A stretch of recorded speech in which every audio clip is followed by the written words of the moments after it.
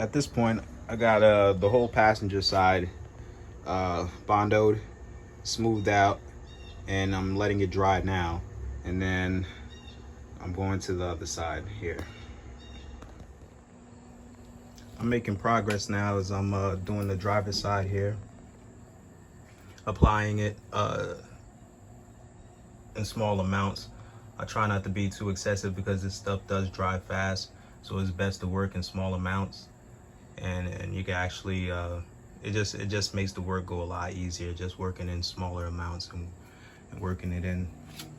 So I don't know if you know or are familiar with Bondo, but you basically, it's a two-part compound, the Bondo itself and then the hardener, and you mix it together on a surface until you get a pretty consistent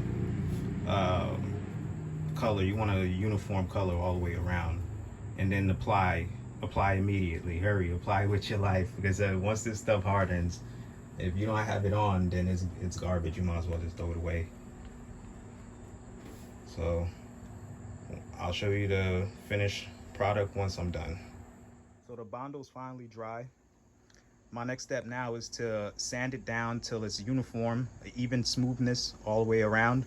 And then I'm gonna use rubberized undercoating to fill in any little gaps and pockets and just give it that rubberized protection.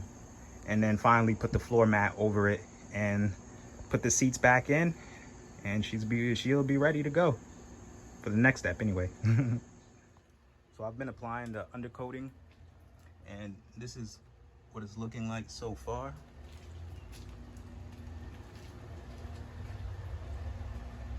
I had to tie that up.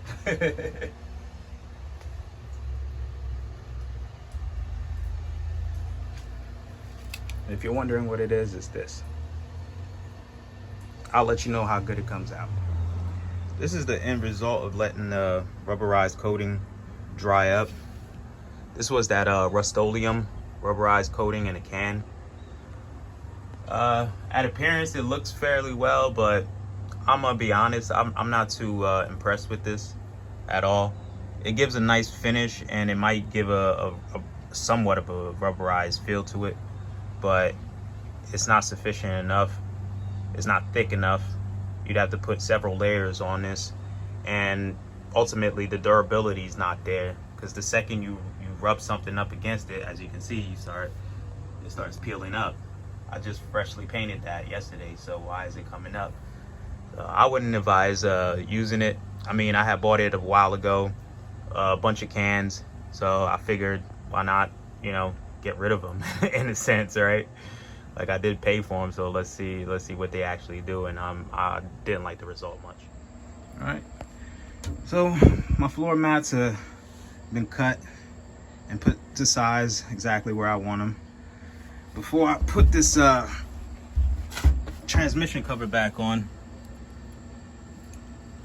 the cover plate back on, I'm actually going to couple this onto the frame, the housing here, and I'm going to do that with these they're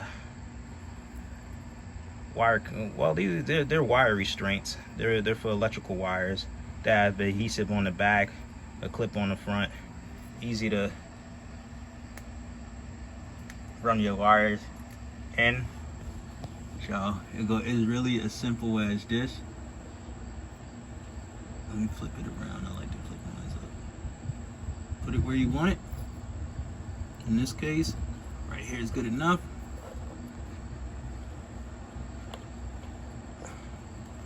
Take my wire to my starter and to my electric fuel pump from the relay.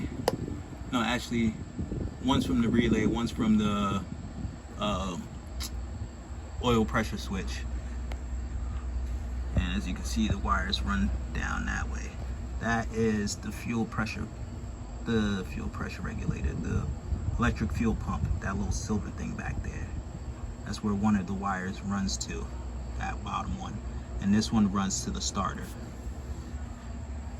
Just clean it up a little bit, All right, just about there. all I gotta do now is put the seat back in, and I can tell I can start doing the engine work. Well, actually, no. I have to do some brake work, some more brake work. those wheel cylinders. The truck's been put back together as far as the cabin goes. This is the end result there. The mats, I don't care for them to be pretty. This truck's not gonna be pretty. I want it to be like, you know, safe and efficient. It's not, chrome don't get you home, baby. It really doesn't. I just need durability. I need something that's gonna last and make me money in the meantime. So now that I'm done with this, the next big things I'm gonna work on is changing those wheel cylinders, and I'll give you an update video on that when I actually get them melded in. The two fronts, I have the two rears already, and I'll show you how to install the wheel cylinders.